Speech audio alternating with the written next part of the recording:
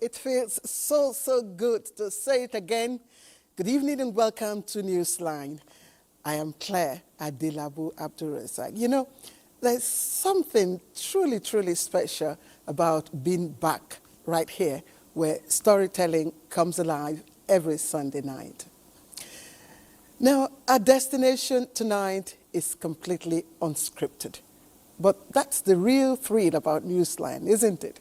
We simply follow wherever the stories leads us. But tonight, we will trace the journey of treasures from our land, from the rich, creamy glow of the golden shea butter that speaks of heritage, to the graceful return of beads, wrapping our culture around every wrist with, of course, great pride. And somewhere between duty and destiny, love, a love story, blossoms in khaki. All right, so shall we continue from where Elizabeth Obori signed off last week and journey together through the stories that remind us of who we are? But first, as always, let's hear the news of the day.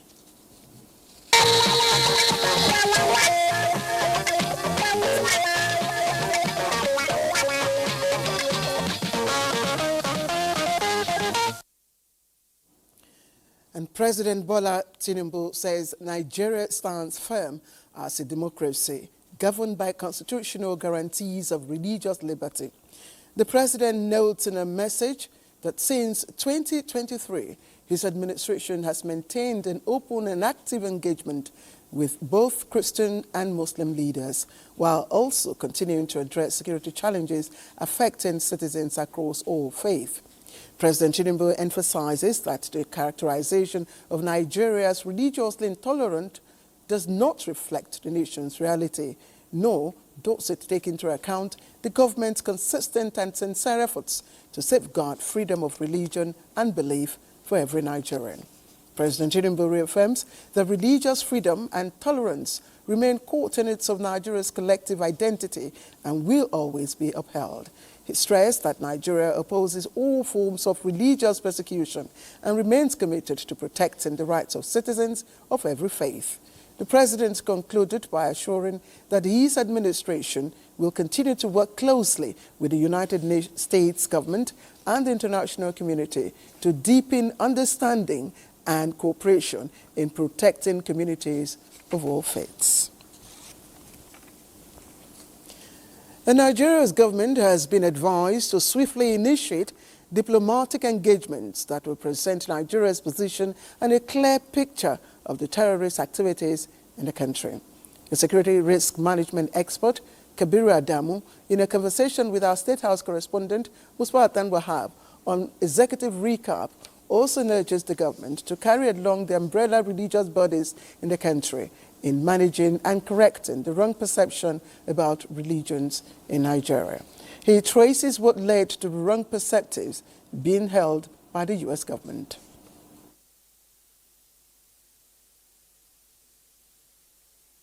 When several congressional delegations came to Nigeria, starting from around January up until now, they visit Nigeria, they go to Plateau, they go to Benue. We tried to encourage them to go to Zamfara, go to Katsina, go to the other northwestern states so that they get a balance. But clearly, they were more intentional in visiting Plateau. Now, we authorized that visit. We should have as a condition to granting them their visa, say they must go to Zamfara and Katsina. When the National Human Rights Commission published its July dashboard report, we cautioned, because what the National Human Rights Commission did in its July dashboard is to actually endorse this Trump narrative by saying that, yes, there is a suppression of religion. But when they were now giving evidences, unfortunately, they did not give evidence from one Islamic center that was attacked or cleric. All the evidences they gave was supporting Christian targeting, which was faulty. Kabiru Adamu urged U.S. government to reconsider its developing considerations, warning that any untold America's action could be detrimental to the African continent. Call on the Christian Association of Nigeria, call on the Supreme Council of Islamic Affairs to sit together and issue a joint statement admitting to the fact that yes, there are killings, but that those killings are not targeted at any of the two faiths. They attack Muslims, they attack Christians, they attack churches, they attack mosques. Let the world hear from the two institutions that this is not really religious. After that, whatever the world decides to do, the Nigerian government has played its part. If it leads to state fracture, the consequences will be devastating for the African continent. I don't think that the African continent can contain a collapse of the Nigerian state. So I hope the Americans are very conscious of what they are doing and the consequences it could attract. And I must say, as someone who has set up a private firm that is monitoring security trends, from June this year up until now, we've seen a reduction in security incidents. We deserve that commendation from our ally, the United States, and not criticism of the manner that we've seen. And for more on this insightful interview, you can stay tuned to NTA for executive recap coming up immediately after Newsline at 10:30 tonight. Now, to other stories, federal government has expressed deep sympathy and solidarity with Cuba, Haiti, and Jamaica following the catastrophic impact of Hurricane Melissa. In a statement, the Ministry of Foreign Affairs describes emerging reports of widespread destruction, flooding, and loss of life as heart-wrenching. The government commends the courageous efforts of national emergency response teams in the affected countries. In the spirit of South-South cooperation, Nigeria calls on the international community to provide all necessary assistance for urgent recovery and rebuilding efforts.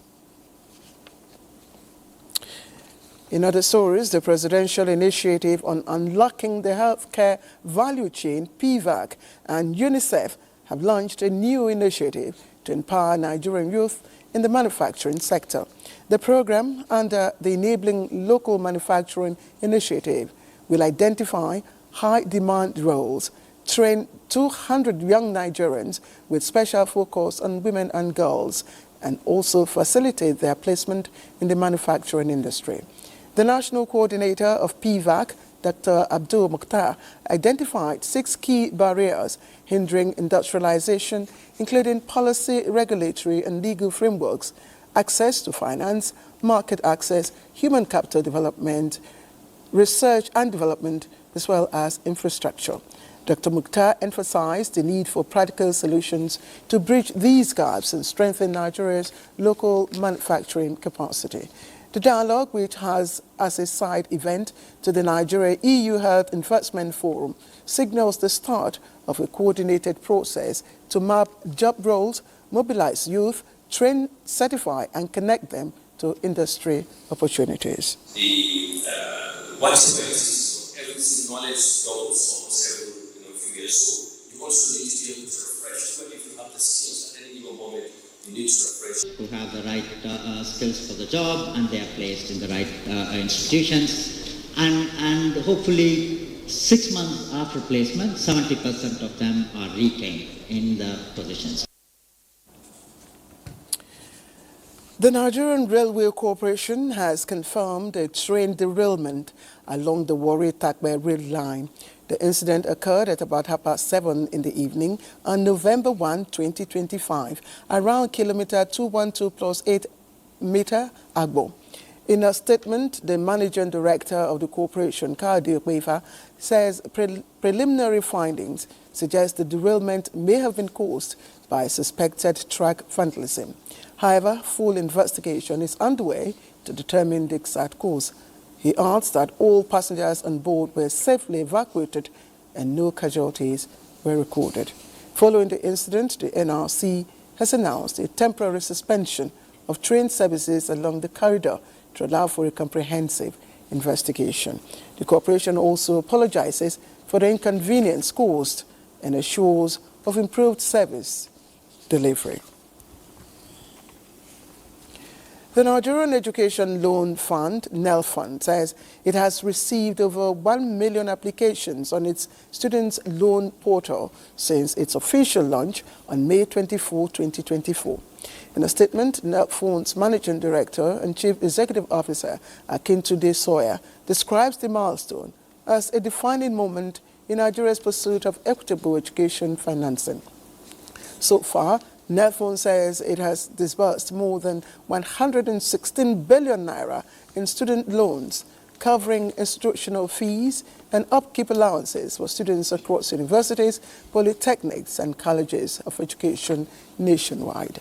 Nelphone says it is committed to ensuring that every qualified Nigerian student can access funding regardless of background or location.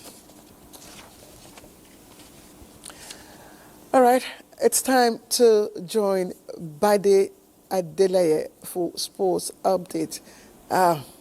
Bade, good to see you. Good to see you again, Claire. Welcome. Thank you. All right, let's begin straight away with the Nigeria Premier Football League as Nasarawa United were knocked off the league summit after losing 1-0 away to Rivers United, making it back-to-back defeats.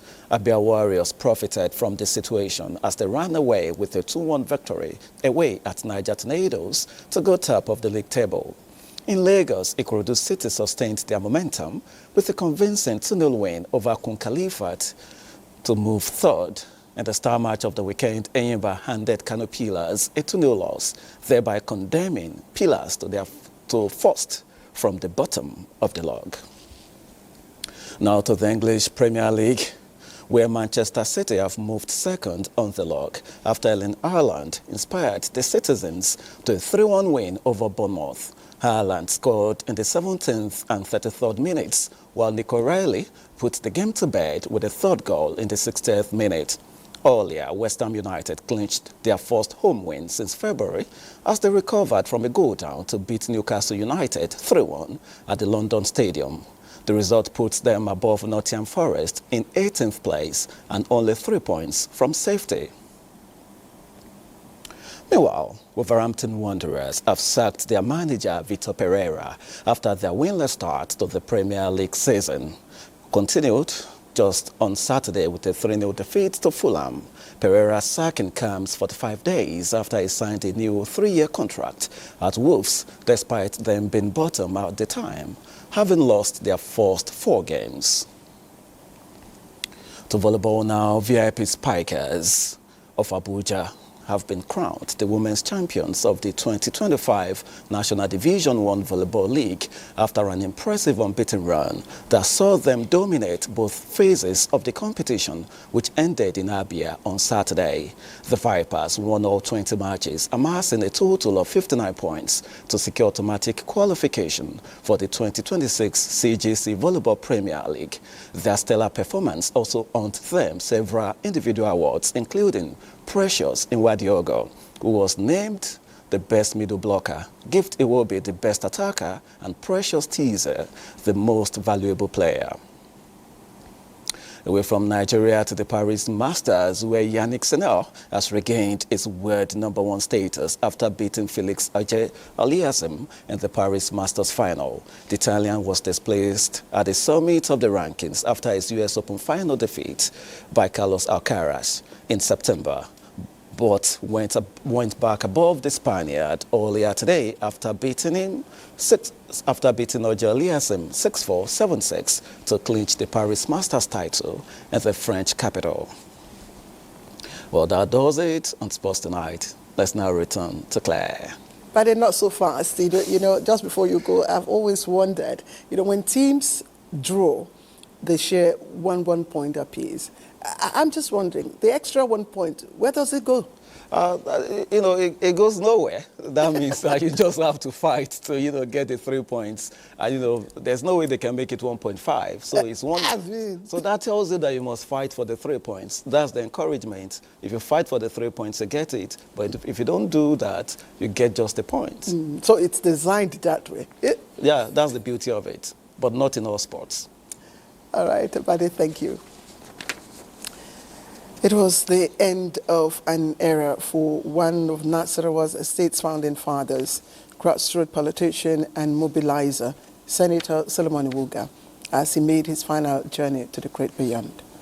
While the people of the state mourn his passing, they also take solace in the legacies he left behind in politics and public service. Aliu Tijani reports. Alushi A quiet community in Akwanga local government of Nasarawa State came alive as people from all walks of life converged to beat a man described as political icon in the state, late Senator Solomon Ewuga. Farewell. From the political class to traditional and religious leaders, captains of industry, among others, the eulogia is one of the founding fathers of the state. In the Nigerian context, where many measure worth by wealth, we must remember that all men share one humble origin. I know that he has gone back to be with the Lord, and that his life and legacy, the many lives he has taught, is a death to both Plateau and Nasarawa State. We in this community of the Gon people who have lost a leader. Throughout my tenure as governor, I enjoyed a lot of constructive advice from Solomon Ewuga. And I know that here we lost a great material. From his early days as broadcast journalist to decades of political life and public service, as deputy governor, senator and minister, Senator Ewuga lived an impactful life, a testament corroborated by many during the funeral service. This is the final journey he's taken. There is no more journey for him. We pray Almighty, may continue to reward him for what he has done. But he was a father, a mentor to many of us in politics, not just in politics, but in life. As the service ends, the curtain drawn closing chapter on the life of Senator Solomon Ewuga do gone, but his legacy of service lives on. Aliu Tejani, NTA News. Let's now join the Weather Center for a look at weather prospects across the country on Monday. Glad to have you join us.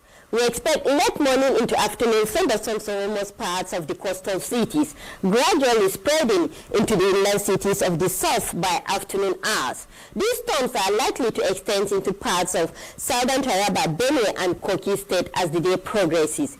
The central cities will experience sunny conditions with patches of cloud, while the north will remain dry, hot, and sunny throughout the day. Temperature-wise, we anticipate highs of around 38 degrees Celsius over Sokoto and Unguru, but as we move southward, temperatures are expected to be milder, ranging between 31 and 34 degrees Celsius.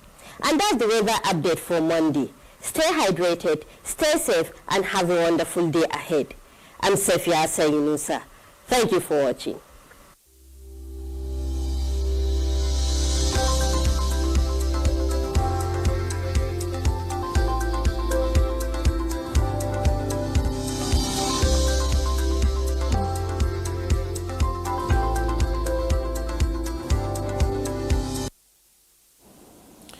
Thank you, Safia.